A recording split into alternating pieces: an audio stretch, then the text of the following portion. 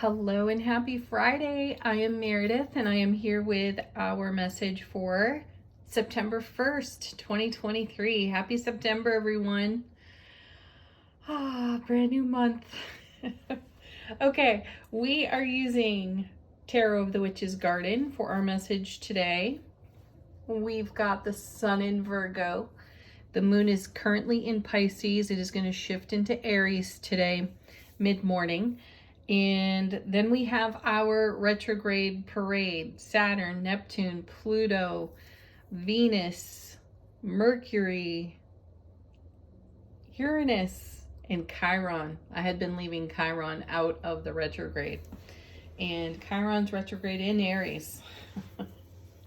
Very nice. I like that. That's bringing some serious fire into the wounded healer of Chiron. And that's a transformation in and of itself, which has been the key focus or the consistent focus of most of our readings this week. I don't anticipate that this reading's going to be too different. I'm excited to see what's down here on the tarot table. We're tuning into the energy atmosphere for guidance, insight, and enlightenment. And our first card is Temperance. Ooh, hey. Excellent card. There's Archangel Michael's energy all over the place. And Temperance for me is spiritual alchemy, and that is something I've spoken on. We have had a passion for change, a passion for upgrade. We have been encouraged time and again by the cards to take a look at what really needs to go. What do we feel required to let go of? What old patterns, behaviors, attitudes have we been clinging to that are no longer of service to us? I mean, come on, we saw the Death card and the High Priestess come out of yesterday's reading, and you know how well those two work together. And I think the King of Pentacles was right in the middle of them. So we were talking about reinvesting, King of Pentacles, our overflow out of all those cups we've been seeing, love, bliss, joy, and happiness. We did see the Ace of Cups as well. So we're talking about reinvesting in our overflow because we're freeing ourselves of what needs to go. And Temperance is a great card, a great indicator of success in that realm. And it's also about blending rare and uncommon energies together. That's what alchemy does, right? And we certainly have a whole load of that in our retrograde parade. We've also seen reminders in the Eight of Cups, as it has come out in recent readings as well, that we're still engaging the influences of prior eclipses. And as I've shared with you many times over, eclipses can, or the effects of the uncommon energies of eclipses can be with us for 6 to 18 months at a time, sometimes even longer. So it's wonderful to see the Temperance card come out. We've had a very interesting cosmic week in that we have also had that full super blue moon in Pisces. So a lot going on, a lot of cosmic astronomical influence raining down on us. So I feel like we've been provided the spiritual elements to work this divine alchemy here on the Temperance card. This is also a card, I'm told, of patience. Yeah, I've tried to eliminate that word from my vocabulary. My great-grandmother used to tell me that I wasn't born with any patience. So my gift is allowing, or at least my gift to myself now is allowing. Oh, look, and here's the beautiful 10 of Wands. I know some of you do not like this card at all. And if you go by stereotype and you only take a peek at the traditional meaning of this card, you're going to see the word burden attached to it. I prefer to focus on the simple knowledge that this is the Ace of Wands to the power of 10. Fantastic, right? Because what does the Ace of Wands bless us with but ambition, motivation, drive, passion, creativity, excited anticipation, and a zest for life, right? Lots of fiery passion in this card. So to the power of 10, remember that 10s are about fulfillment. So what a wonderful card to see sitting next to Temperance, right? Because this tells us that we have everything we require in terms of resource to work this divine alchemy over here. So with our 10 of Wands, we're doing just that, and we're coming into fulfillment and completion with whatever it is we're working on. Next set, 2 cards. First is, oh, look at that, 8 of Swords. Well, I know this is another card that we consider to be a little bit of a cringer.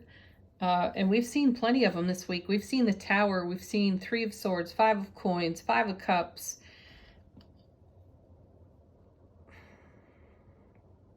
Trying to remember some of the other ones we've seen. Anyway, 10 of Wands can fall into the category of cringers. Again, only if you go by traditional stereotyping of the card. Bring this fresh perspective of the fulfillment of the Ace of Wands to the power of 10, and then leverage that on your 8 of Swords. And what does the 8 of Swords bring us? It brings us right up front, face to face, looking in the mirror at any way that we trap ourselves mentally, by the way we speak over our lives, the words that we use. Remember that our words are spells, so to speak. It's spelling. So what are you spelling? What are you calling into existence with your words? And while in conversation, you may up-level your vocabulary a bit and speak more positively over your life. What's your inner dialogue really sounding like? Check those sound bites for yourself, because this is where you will identify anything that you are speaking in your noggin within self-relationship that could potentially be holding you back. Now, we did see the Devil this week too. Devil came out as a first card in one of the readings. So the Devil is in the detail of your inner dialogue, isn't it? And this is where we find our greatest habituation, and not every habit is a good one, right? So this is why we take a look at the mental traps that we're creating for ourselves from whatever that inner dialogue, ego voice. We've seen a bit of, oh yeah, did I say we'd seen the 5 of Swords this week? We've seen it a couple of times, and it felt as though we were at the sword point of our own ego voice, and we were in the business of shattering that alignment or that connection within ourselves. And this is paired with yeah, the Tower. Oh, how wonderful is that for a combination of cards? And look at this artwork too. You know, she's rising above these swords. Isn't that fantastic? And look at the moon in the background. Oh, I love the artistic representation that we're witnessing here, because we've talked about how we're tearing down our own towers of limitation and obstacle, and anything that's standing in the way of us bringing true 10 of Wands fulfillment into our world. We're working our divine and spiritual alchemy over here to make real and lasting change. So the Tower becomes a great focus here, sitting with the 8 of Swords. This is us freeing ourselves. How fantastic is that? Congratulations and great work, everyone. Oh my goodness, here we go again. Here's the Death card. Hello, Scorpio. Woo! Okay, so the Death card has been pretty much our best friend this week, showing up over and over again, and I really enjoy seeing it after these two sitting here in the center of the reading, because the Death card is going to sweep away all of this rubble. And isn't that beautiful? They were working together, the Death card and the High Priestess, in yesterday's reading. So we're still doing a bit of the cleanup, and that's great, because it means we're not going to leave any stone unturned when it comes to our self-relationship. This whole reading is a great show of a great representation of how we are choosing to show up in the ways we desire to be met. And in order for that to happen, we have to clear the rubble out of our own subconscious. So we've been shining a light into the subconscious and taking a look at what potentially holds us back and or limits us out of behavior and attitude. This is what the devil was attempting to point out to us earlier in the week. We were talking about being unchained, unshackled, and unleashed from any limited ways of thinking, being, or doing. So here we are with the Death card again, because we have simultaneous endings and beginnings. I like seeing the Death card with Temperance in the reading as well. This shows a lot of effective inner self-relationship, spiritual growth work. Great confirmation of it. So this is us looking at our horizon and clearing away the clutter. It's beautiful. Next we have, yeah, so we can really charge ahead without any kind of hesitation. There's the Chariot. Really lovely major arcana in this reading so far. And the Chariot is number 7 out of the major arcana. And that's bringing heaven to earth. This Chariot's in motion. There's no stillness here. And here again is a representation of engaging the subconscious, because you have your soulful presence and your waking human consciousness. And then you have the shadow of the subconscious of what's in there and what's programmed in there. What were you programmed with age 0 to 7, right? How much of that is still running for you? Check it out. And here we are bringing unity to our journey through spiritual alchemy, transformation, death and rebirth, tearing down boundaries, walls, and towers so that we have a super stable foundation. Death card number 13, 1 and 3 make 4. 4 is the most stable number in tarot. So the Death card is here to really be of great service to us as we move ahead dynamically, swiftly, and without any kind of hesitation. Let's see what's on the bottom of the deck, what's in the unseen, how is the universe supporting us. Our first card, Queen of Wands. Sweet. There she is, Miss Fiery herself, Aries, Leo, Sag right there. The Queen of Wands. I have such an appreciation for her attitude, and she just does have attitude. She's got tact and grace and awe and wonder and enthusiasm as well. She brings self-mastery of our gift of our many gifts of engaging these resources off our 10 of Wands. You know, they kind of culminate within the kings and the queens in terms of self-mastery. So she's a divine feminine representation of how we are receiving from the choices we are making in the now to upgrade, to release, to let go, to set ourselves free. And she's the outspoken queen. That's another aspect of this card's personality that I really appreciate. She says what everybody else is thinking and doesn't necessarily dare to say. And she's raw, she's authentic. And that's a celebration in and of itself. So this is part of the energy that we can engage with ourselves, especially when we're facing our own 8 of Swords and Tower, and bringing the Death card to it. And what are we replacing with? What are we replacing what we're let going? Oh, excuse me, I can't spit that out. If you let something go, there is a perception that that leaves a void of some kind. This is where Temperance comes in. This is the divine alchemy that's going on. So how do we fill the space that was occupied by what we are in the process of letting go? And we do that with pure, raw, divine love. This is what we're doing for ourselves.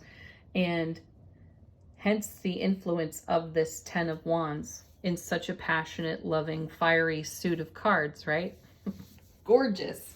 So receive from your own self, receive from your raw, authentic, pure, divine, loving self to fill in anything that feels a little bit tender as you let go of it and tear down the towers around it. Let the freedom be a real blessing for you. Next, we have more wands. There's the 5. So debates, inner arguments. This is really, I see this card as a debate between the soulful presence and the waking human consciousness. And it's in the human consciousness that you're going to find the argument, the sense of perceived separation from the whole. And here again, temperance saves the day, bringing in unusual energies to weave together to create an amazing foundation of transformation for ourselves so that we do fulfill the dynamic energy that we are so inspired to express. Oh, sweet. There's the 2 of Cups. I like this because, you know, we were just talking about showing up in the way you desire to be met. What stands in the way of that? This is a great card of confirmation. So get over ourselves here on this 5. Address our inner conflict with hanging on to whatever the ego thinks we should hang on to. And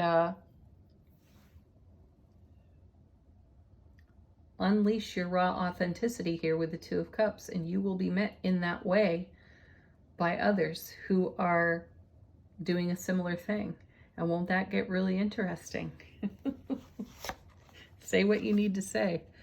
Then we have 6 of Pentacles. Divine reciprocity, giving and receiving there. And a great confirmation to the 2 of Cups. Because what you give out is what you get back. So really think about the quality of that. The quality of your energy. How are you giving to yourself? Are you over giving somewhere else? Are you running your own cup dry? Consider that, because this is a divine flow, and we've been talking about giving from, celebrating in the overflow of our love, bliss, joy, and happiness. So this 6 becomes really important sitting next to that particular 2. It really does back up the message. Give what you wish to receive. Oh, because it works for you. There's the 8 of Pentacles. Keep doing what you're doing because it is working for you, and it is working for you in a blessed way. Happy Friday. All right. Angel answers. This is the deck we put our questions to. We get confirmations from. Signs and symbols pop out of this deck too. Messages from our guides, angels, and ancestors.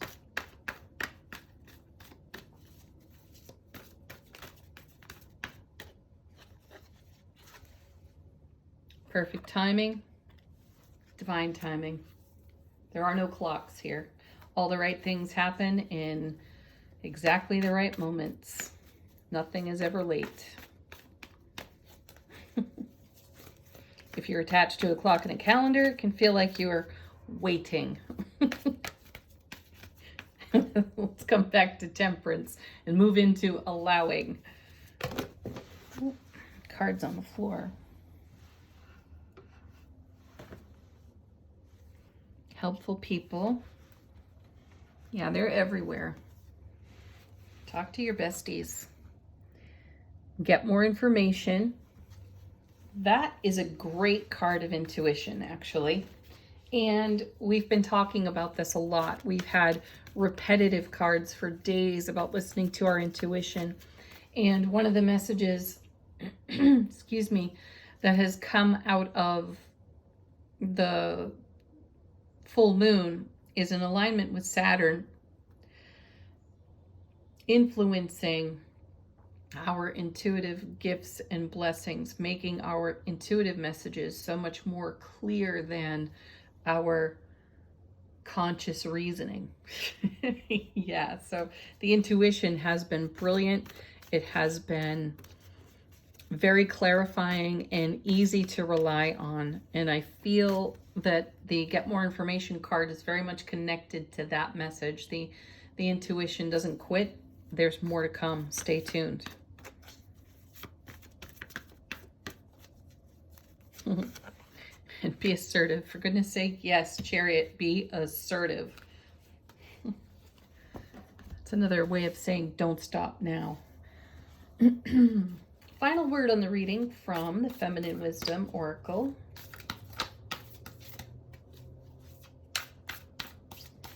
How is our soulful presence informing our waking consciousness?